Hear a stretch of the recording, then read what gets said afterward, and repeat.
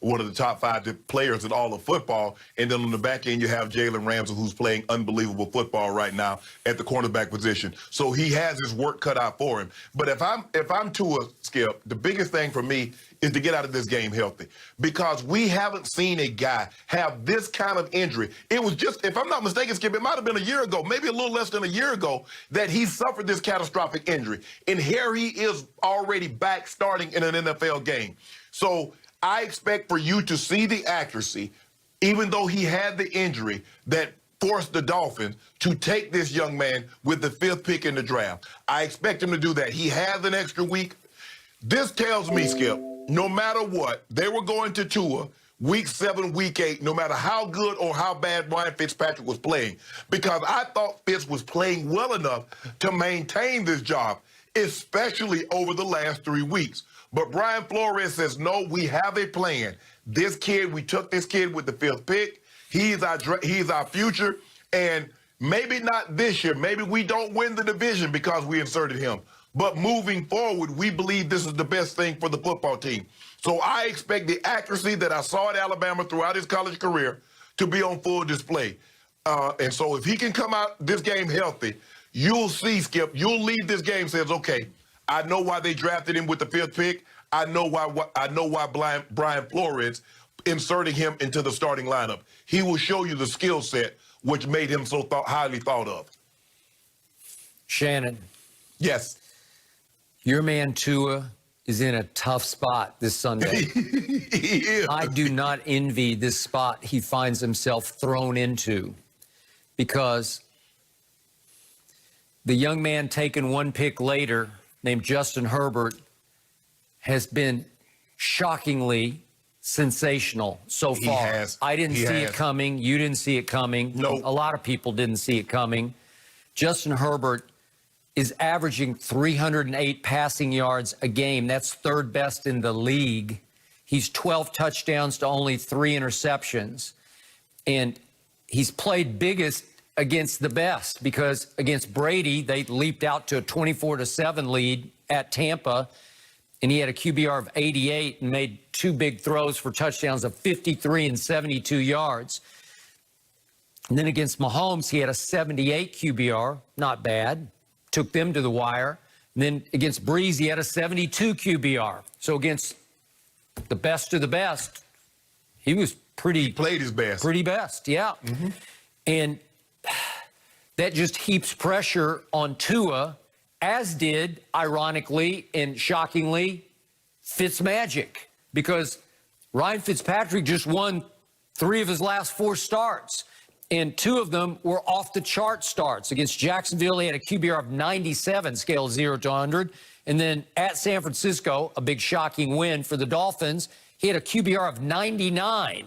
And then they beat the Jets, no big deal, but they beat him 24-0. And Ryan Fitzpatrick threw 3 more touchdown passes. And we got to see Tua a glimpse in mop-up duty, and that was it. Bye week, thrust into the starting lineup against, as you pointed out, the Rams. Tied for 3rd in sacks in the league. Could be better than that, because they come after you like the Eagles do, like the Steelers do. Mm-hmm. And it's not just Aaron Donald, because, man, it's Leonard Floyd, and it's Michael Brockers, and it's Greg Gaines. They come from everywhere. Mm-hmm. They're tall and long and rangy coming off the edge.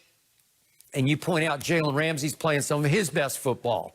Man, that's a tall order and a tough spot for Tua to step into, with some injury question marks still, to use a Halloween term, haunting him. You still don't know exactly what you got. You think you're 100%. You're not 1,000% sure, because have you been rocked like you might get rocked in this game by that pass rush? No, you have not. And that's the thing, Skip. Okay, the doctors tell you you're healthy, but guess what? The doctor hadn't seen you take a sack. The doctor hadn't seen you get landed on. No. And so that's what they're going. That's what he needs to get landed on, Skip, and say and get up like, okay, yeah, I'm okay now. Yep. I'm okay now. I agree. I wouldn't be surprised if they moved the pocket, because Skip, he can throw. He's very accurate from the pocket. I agree. But Aaron Donald will get you off that spot. Yeah, so if I'm smart. Yeah, Skip. If I'm them, I'm gonna move the pocket earlier so I don't let Aaron Donald get a key on exactly where I'm going to be, because he's coming. He's coming.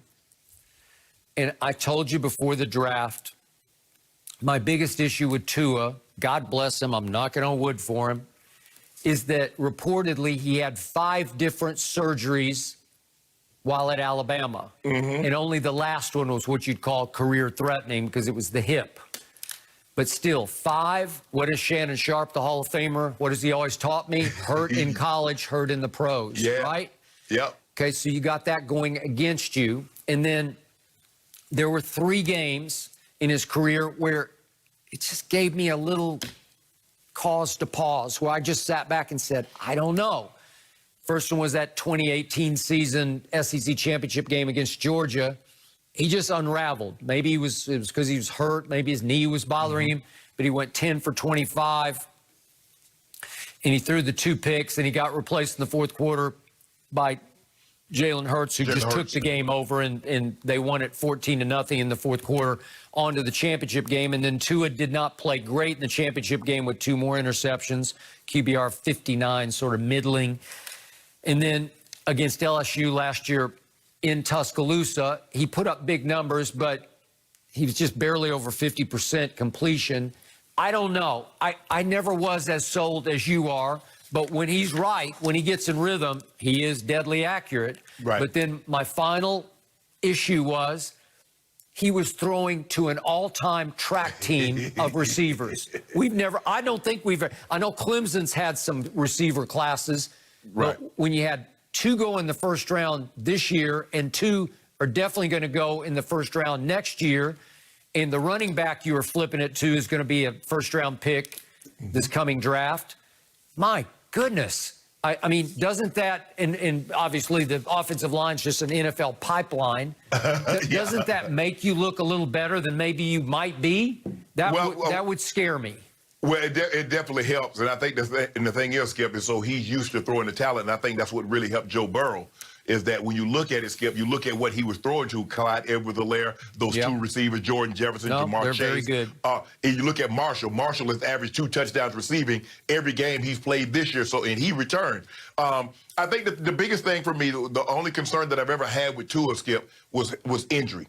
It's because he's really never started and finished the season. At some point in time, he's gotten nicked in every season that he was a starter. So I think the thing for him is to have someone land on him and get up and be like, man, I'm okay, and then go right back out there and start playing. But he has a very tall order, because the Rams, as you mentioned, are very good defensively. They got the best defensive player in football, and they got Jay Ram, who's playing out of his mind at the quarterback position. So he doesn't have an easy task.